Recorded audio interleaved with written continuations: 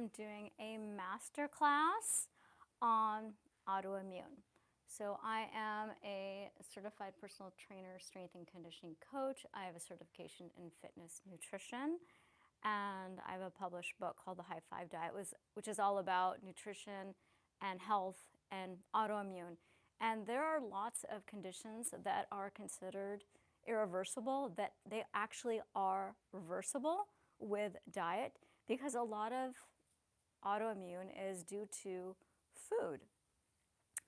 And while I have a lot of knowledge and I have opinions, the information that I'm sharing is not my opinion. It is based on information I have learned from expert doctors such as Dr. Neil Barnard, Colin T. Campbell, Dr. Brooke Goldner, Dr. Furman, Dr. Clapper, Dr. McDougall, and on Dr. Pai, and a lot of really well-respected doctors who help people reverse their autoimmune conditions. So I'm going to make this as simple and as quick as possible so that you can start figuring out what is causing your body to react and attack yourself. So I'm going to talk about the most likely triggers and why these foods trigger autoimmune conditions, and the most likely triggers. And I'm going from the worst, as in most people have an autoimmune response, to the ones that I'm talking about first, to the ones that are least likely. So we'll go with number one. Number one is dairy. So when I say dairy, I mean anything that comes from a cow, and like cheese, milk, yogurt, cream. And so these products, what happens is everything that we eat has protein. And the proteins are what causes an autoimmune response in some people. So with dairy, we consume it in any of the form. Doesn't matter if it's milk or cheese or yogurt. Obviously, the cheese is the worst, and dairy, the milk is right up there with the yogurt probably being the least reactive. Is the body, when we consume these dairy proteins, our body will mount an attack because it sees these proteins as foreign, or it could be seen as too similar. So these proteins are too similar to ourselves and says, wait, that's not a part of me, and I'm going to attack it. So what happens is children can get type 1 diabetes, and these attacks will affect people in different ways. So with rheumatoid arthritis, it will attack joints. In type 1 diabetes, it attacks the pancreatic beta cells. And type 1 diabetes is not just from dairy. It's also from viruses, these are the theories. And also cancer. So there's a lot. We won't talk about all the negatives of the animal products, but we're just talking about autoimmune right now. So number one, get rid of dairy. There are so many alternatives to dairy that it's so easy. I mean, there's almond milk, there's oat milk, there's there's fake cheeses, and there's coconut yogurt. So that's a really easy fix. Now, I'm going to tell you things here today that you may not like, that you may not want to hear, but the thing is, you want to know why. What is causing this, and you want it to be reversed. And sometimes that the information that we may not like is still what's needed to do. It's not, you'll hear from these keto people, this will help, reverse this and that, and people love it because they want to eat these foods. But sometimes there's things that we may not want to hear, but we have to do these things if we want to get well. So I might be telling you things you're not going to like, and I'm sorry. And when I learned some of these things, I was upset too. But I don't want to be ill. I want to feel well, and I don't want to get sicker.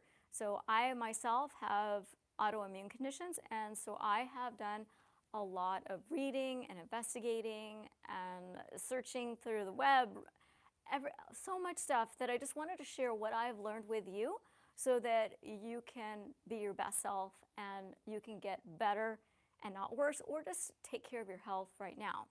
So number two is animal protein, animal flesh. So meat, chicken, fish, eggs, pork, anything that's from an animal, the skin, the hoofs from head to toe, anything that you're consuming, this animal flesh is so similar to our own organs and tissues that your body will start attacking it all over. And this might be why a lot of people are getting cancer. I mean, there's a lot of reasons for people to get cancer, and I have another video that's coming out about that soon. But for an autoimmune response, it's very, very common, and sometimes people won't even, realize. I mean, they may think, oh, why am I always having a headache? Again, it reacts.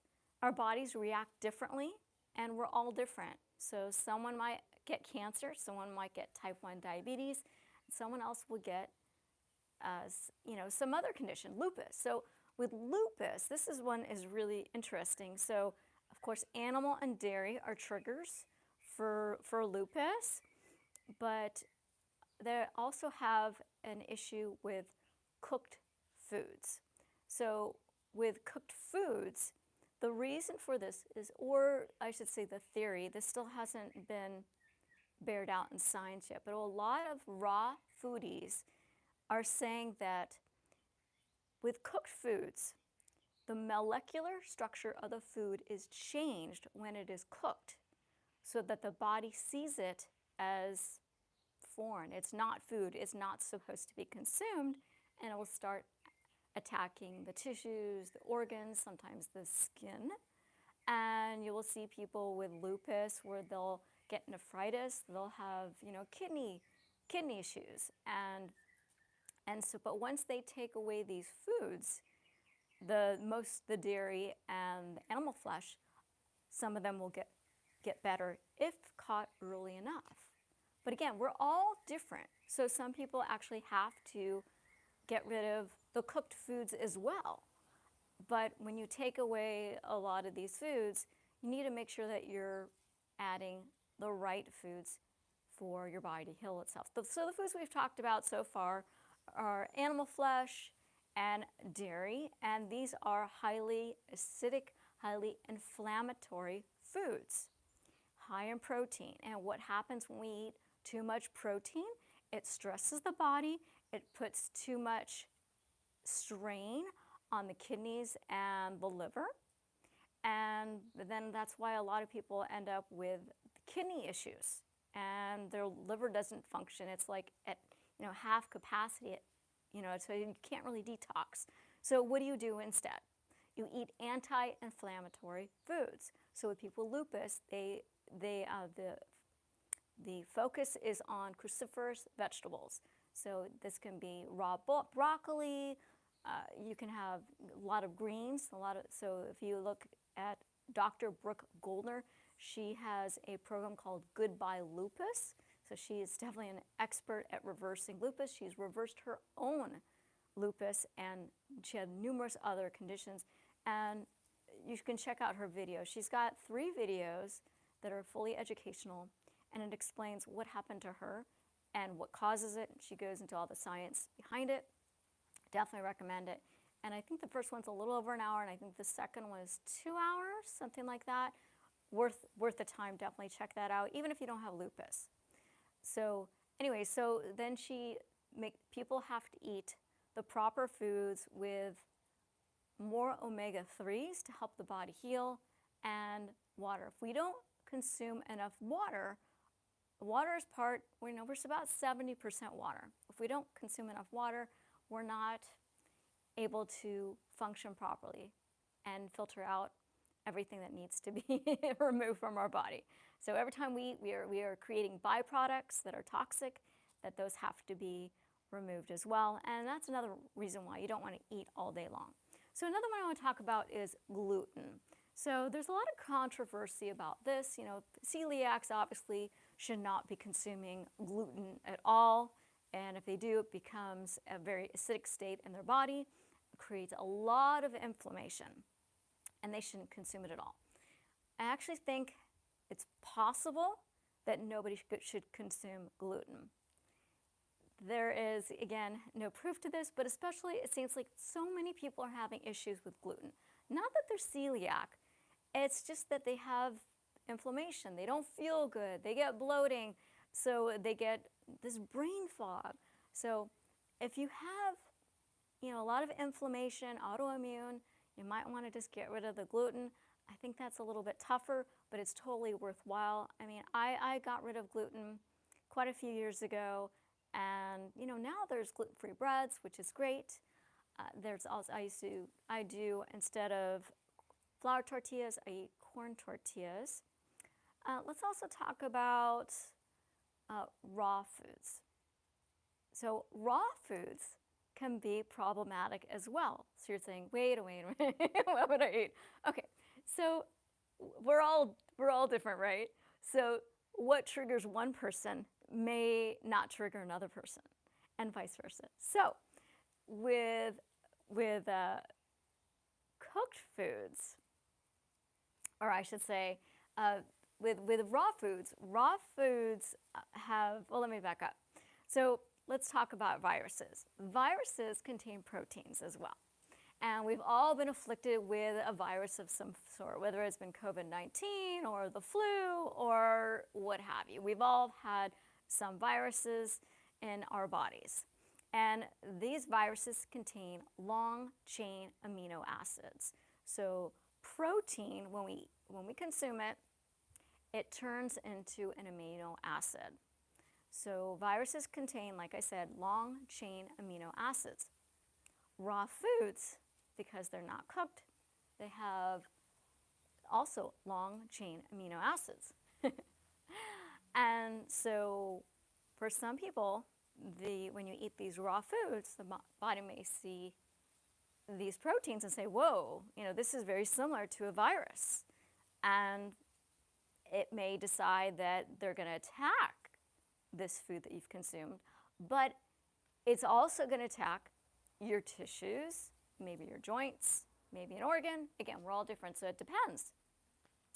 And, you know, your skin, so it could be your hair. People's hair starts falling off, falling out. They may have dandruff. And so the body sees these similarities. And so, but when you cook your food, you're denaturing the protein. So you're taking that amino acid and you're breaking that chain. So instead of a long chain amino acid, you've now changed it to a short chain amino acid. So when you're eating the cooked foods, the body may say, oh, all right, well, this does not look like that virus. So go ahead, no problem. And so that person can eat cooked foods. And it's sometimes interesting that some people can only eat cooked foods because the raw foods cause a severe reaction. Now, I'm going to give you an example, and this is from my personal experience. Now, I have several autoimmune conditions. I ended up with type 1 diabetes when I was in my 30s after I had contracted the chicken pox virus. Now, as a child, chicken pox is usually no big deal. People get over it. As an adult, it can be deadly and it can kill you. What it did is my body attacked the virus, which is normal. It went into overdrive, and it ended up attacking my pancreatic beta cells. And so the beta cells, what do? They produce insulin. And without any insulin, my blood sugar will go up. So they determined that I was a type 1 diabetic, and my body couldn't produce enough insulin on itself, by itself, so that's why I have to take insulin. And if you have one autoimmune condition, you end up getting more and more over time. It's pretty awful. So the best thing to do is act now so that you don't get all these other conditions later. So the sooner you start, the easier it will be. So some people, if they get rid of these foods right away, then they don't have to worry about additional problems in the future, and they can reverse their autoimmune conditions. And how do you prove that? You can get tests. There's different tests for different conditions. Ask your doctor, and then they can see, and it usually will take about, again, everyone's different, but if you completely got rid of all the inflammatory triggers and you got the blood tests about 6 months after you didn't have any more reactions, and those tests come negative, then you have reversed that condition. But it will take longer to get those test results to show that those attacks are no longer occurring. So I learned about this. This is what happens when you're live. We got a jet coming over at some of the worst times. So, what a great time for a water break. We talked about water.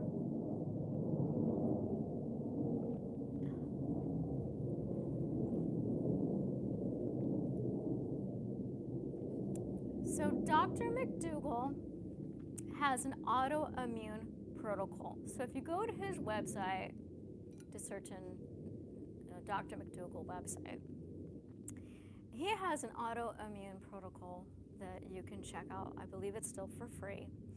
And I looked it up, and I noticed that all the foods were cooked. And I contacted him, and he gave me the explanation that I told you as to why everything is cooked. Well, I have additional autoimmune conditions in addition to the type 1 diabetes.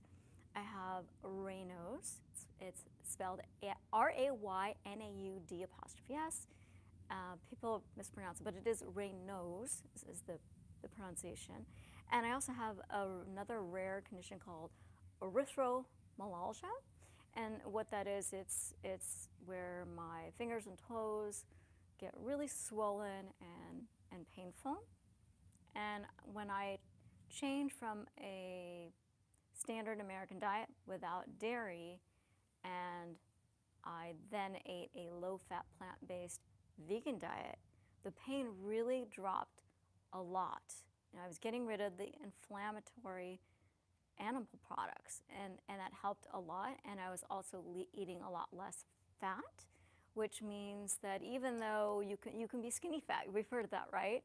Where you have fat inside your organs and in your bloodstream. So if you have a lot of fat in your bloodstream, it's going to be harder to get those nutrients all the way to the tippy toes of your fingers, where the blood vessels are a lot thinner and the nerves are smaller, and more damage can occur. So anyways, once I did that, the pain was a lot less, the swelling was a lot less, but not completely gone. So I decided, I'll try these raw diets. I couldn't do it 100%, just too hard for me. I didn't like the food. I like my food cooked. But anyways, I decided, I'll have a salad every day. And then in the wintertime, it's worse because it's colder, and then, that's where the Raynaud's comes in, and, the circulation's pretty bad, and then when the blood comes rushing in, then you get the swelling and the pain. So, when it's colder, you get that, the freezing, and you warm up, and it's a lot of pain. So I thought, okay, it's wintertime, I'm gonna eat more greens, a lot more greens, and then I was trying to do a pound a day. And I just couldn't do it with salads. It was just too much chewing. So I decided I'll try the green smoothies that Dr. Brooke Goldner recommends, where you fill it up with greens, bunch of water, you add some flax or chia seeds, and add a little bit of fruit, and you just drink that. So I started drinking the green smoothies, and I didn't like them, but I thought, let's see if this works. So after a couple days, I was hoping I would get better. And I noticed that I was not only not getting better, I was getting worse. The swelling was worse, the pain was worse. After 7 days, the pain was much, much worse. And I thought, goodness, what did I change? What did I do differently? the smoothies. So, and I thought about, again, Dr. McDougall, and I thought, you know what, I'm going to try that. I'm going to do 100% cooked foods. And the issue with that is a little challenging is I'm so used to making, a fruit smoothie or grabbing a piece of fruit. But he said everything needs to be cooked, even fruit and the salads. So what I did is when I want to, I think it's very important for everyone to eat greens every single day because fresh vegetables are really essential to our body to get more nutrients and the really essential nutrients it needs. So I just started throwing the greens in our soups and our stews, and I just was putting fruit in my oatmeal, and then I decided to start making, I love making popsicles. So I started making like I would blend the ingredients on my popsicle, and I would put it in a saucepan, heat it up, and then I would, I'd blend it all, make sure I said that it was all blended, and then I pour it into a popsicle mold, and then freeze it, and then a couple hours later, it was even better. It was really good. So a little bit of change. And the thing about this, which is interesting, now it's been 2 weeks, and I've noticed the swelling has gone down. The pain has gone down, it's gone all, completely. So I'm going to keep doing this, and I'll keep you posted. So if you haven't already subscribed to my channel, you might be interested in watching that video in the future. Okay, so the other thing I want to talk about that can cause an autoimmune attack or response, allergy, they're all, an allergy is your body is reacting to an allergen, something that you've eaten, and it's, most of the time, it is the protein. So processed food. So why would processed food be a problem? Well, one, you've changed the molecular structure of the food by just blending it. But a lot of the processed food is more than that. They strip the important ingredients, so the nutrients. So if you think about white rice, they've stripped off that grain and they've made it processed, they've made it more glycemic, with sugar, with everything out there. So they've stripped out a lot of the nutrients, and then they've added back the vitamins and minerals in the form of synthetic ingredients. And a lot of these are chemically derived, they're genetically modified, and when you are eating a genetically modified product, your body is very likely to elicit an attack. And also, GMO foods have the potential to change our DNA. So that's really scary. And there's products that were going to be taken to market, and they were found to do this, and they were not sent to market because of it. So there's a book called Seeds of Deception, which I definitely suggest you check out. And it talks about the potential harms that GMOs can do to our health, our environment, and even our pets. I don't even want my cat having GMO foods. So it's really scary stuff. So anyways, I always buy certified organic that way. And certified organic means that there are no genetically modified ingredients in your packaged food. 95% of the ingredients are certified organic. So another issue with processed foods is the flavorings. What are those? Who knows, right? Usually they are chemicals, and chemicals, what do?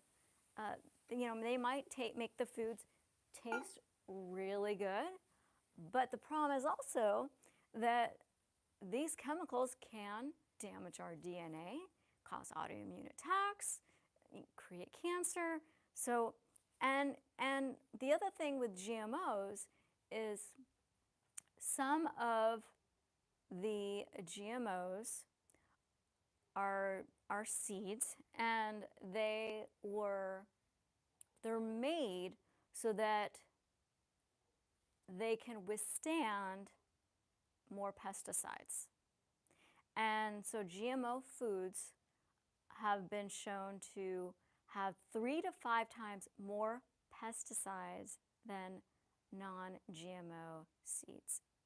So what are pesticides? Again, chemicals that will kill the bugs, but then we're consuming these, and a lot of these are proven to be carcinogenic, causing cancer. So cancer actually does fall into the autoimmune category, which I was really surprised when I learned this.